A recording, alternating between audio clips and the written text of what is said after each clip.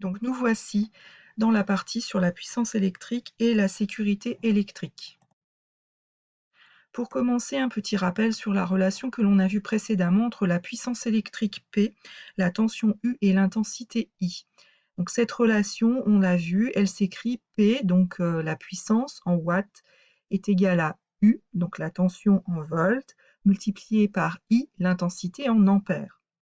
Dans le cas des appareils domestiques, la tension U, qui est la tension du secteur qui alimente ces appareils, elle est constante et égale à 230 volts. Alors, on va donc se focaliser sur les appareils fonctionnant sous la tension du secteur, donc U égale 230 volts. Donc, comme je viens de le dire, la tension, elle est constante, ce qui veut dire que la puissance électrique grand P et l'intensité I sont proportionnelles. Qu'est-ce que ça veut dire? Ça veut dire que si la puissance des appareils branchés sur une prise électrique augmente, alors l'intensité va augmenter aussi. Donc d'après la relation P est égale à U fois I. Or, quand l'intensité du courant électrique augmente, donc dans les fils électriques qui alimentent l'appareil par exemple, il se produit un échauffement qu'on appelle l'effet Joule. Alors, on va essayer de comprendre un petit peu ce qui se passe. Eh bien, les fils électriques d'une prise électrique, d'une installation électrique ou d'une multiprise ont une section permettant de supporter une certaine intensité. La section du fil, petit rappel de mathématiques, elle est égale à pi fois le rayon du fil au carré. Donc ça va s'exprimer en millimètres carrés. Alors, pour essayer de comprendre, je vous ai mis un petit tableau que je vais commenter. Donc, imaginons, on doit alimenter un appareil avec une intensité maximum en ampères de 16 ampères. Donc, il faudra, dans mon installation électrique, que j'utilise des fils d'une section minimum de 1,5 mm². Donc, de même, pour un appareil qui doit être alimenté avec une intensité maximum de 25 ampères, on va utiliser cette fois-ci des fils de 4 mm², donc de section minimum. Enfin, pour un appareil qui devra être alimenté avec une intensité maximum de 40 ampères, on utilisera des fils de section minimum 10 mm². Donc en gros, qu'est-ce que ça veut dire? Ça veut dire que plus le fil est gros, plus il résistera à une forte intensité. Alors je vous ai mis une photo des fils en bas à droite. On voit que les fils ils sont constitués donc de fils de cuivre et autour, donc pour les isoler du contact avec la main par exemple, on met une gaine en fait en plastique.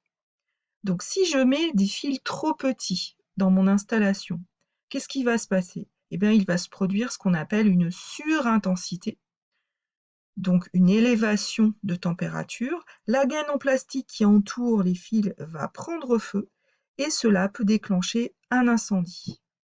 Alors, on va voir comment se prémunir de ces problèmes d'intensité. Comment protéger donc mon installation électrique d'une surintensité? Eh bien, il y a deux possibilités. Soit j'utilise des fusibles. Les fusibles, comme on le voit sur la photo en dessous à droite, ils sont constitués d'un fil métallique dont l'épaisseur est prévue pour résister à une certaine intensité et donc à une certaine température. Si je dépasse cette intensité, donc cette température, le fil va fondre et le circuit électrique va s'ouvrir. Donc le courant, en fait, va se couper. L'installation se met en sécurité. Donc on voit ici sur la photo de gauche les fusibles qu'on utilise généralement dans une installation domestique. Donc ça va de 10 ampères à 32 ampères en fonction donc, de l'appareil qu'on a à protéger. Deuxième dispositif de sécurité, le disjoncteur. Alors vous avez un disjoncteur ici en photo. Si l'intensité du courant qui entre donc dans l'installation électrique et dans le disjoncteur est différente de celle du courant qui sort de l'installation, alors le courant va se couper. Voilà, donc le dispositif met l'installation en sécurité. On va prendre une petite étude de cas sur une multiprise. Donc là, vous avez une multiprise avec un interrupteur. Vous avez probablement ce genre de multiprise dans votre chambre pour brancher plein d'appareils dessus. Alors, vous avez les caractéristiques de la multiprise à gauche. Ce qui va nous intéresser, c'est la tension, donc 230 volts, et la puissance maximale supportée par la multiprise de 3600 watts. Alors, je vais vous poser 3 questions. Donc, vous allez y répondre sur votre cahier après les avoir recopiées. Vous couperez en fait la présentation, donc le temps que vous répondiez aux questions, et ensuite sur la page suivante, vous aurez donc les réponses aux questions. Alors, première question. Sachant que les puissances s'additionnent, ça c'est important, Aurélien pourra-t-il brancher sur cette multiprise et faire fonctionner en même temps, attention, en même temps, un four micro-ondes de 1000 watts, une machine à laver de 2500 watts, une machine à café de 100 watts et un réfrigérateur de 200 watts. Deuxième question, que risque-t-il de se produire donc s'il fait fonctionner tous ces appareils en même temps? Et que peut-il faire pour l'éviter? Donc là, il existe plusieurs solutions possibles.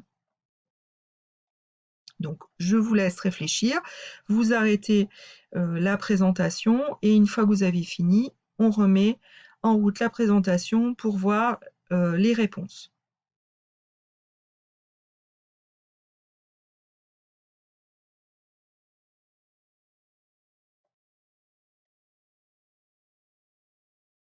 Alors, voici les réponses. Réponse à la première question. Eh bien non, il ne pourra pas brancher tous ces appareils en même temps sur la multiprise. Pourquoi? Eh bien, si on fait la somme des puissances, donc 1000 plus 2500 plus 100 plus 200, on arrive à une puissance totale pour tous les appareils de 3800 watts, ce qui est supérieur à la puissance maximale supportée par la multiprise, qui est, je vous le rappelle, de 3600 watts. Donc ce n'est pas possible, c'est dangereux. Pourquoi? Qu'est-ce qu'il risque de se produire? Eh bien, il risque de se produire un incendie. Que peut-il faire pour l'éviter? Alors, soit Aurélien dit, eh bien, je ne ferai pas fonctionner tous mes appareils en même temps. Bon, ça, c'est un petit peu risqué parce que parfois on oublie qu'il ne faut pas brancher tous les appareils. Et puis, c'est là qu'arrive eh bien, l'incident et l'incendie. Il peut aussi utiliser un système de sécurité adapté, comme un disjoncteur, par exemple, ou s'il a une installation plus ancienne, donc il doit avoir un tableau en fait avec des fusibles, donc pour chaque pièce ou pour chaque partie d'une pièce, par exemple pour les prises ou pour les éclairages, voilà. Donc il a plusieurs possibilités. Donc soit il ne fait pas fonctionner tous ses appareils, soit il utilise un disjoncteur, soit il utilise des fusibles. Voilà, donc vous corrigez vos réponses si elles sont fausses ou incomplètes. Et ensuite, on va pouvoir repasser au bilan sur Geniali.